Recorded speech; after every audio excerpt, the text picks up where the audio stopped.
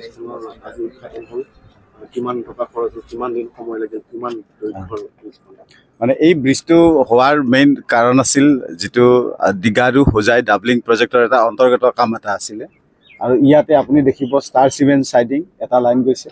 আৰু আনহাতে ইয়াতে আপ লাইন দুটা আছে আৰু ইয়াতে প্ৰায় কি হয় আমাৰ যিবিলাক ট্ৰেইন মুভমেণ্টবিলাক কি হয় ইয়াতে ফ্ৰিকুৱেণ্টলি আমাৰ চান্টিং হয়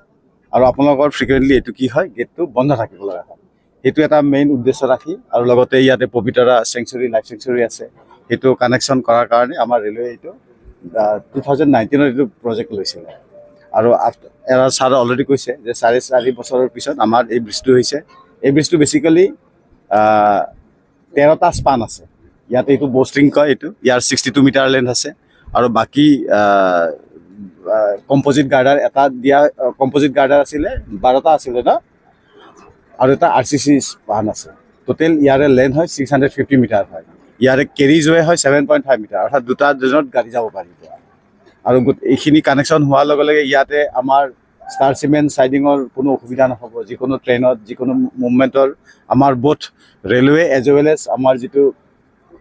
সাধাৰণ পাব্লিক আছে তেওঁলোক গোটেইখিনি উপকৃত হ'ব লোড কেপাচিটি কিমান আছে ব্ৰিজখনৰ লোড কেপাচিটি বুলি ক'লে একচুৱেলি 700 হেৰি আছে ভাৰ্টিকেল যিটো আমাৰ লোড হয় 1100 টনৰ এইটো কেপাচিটি হয়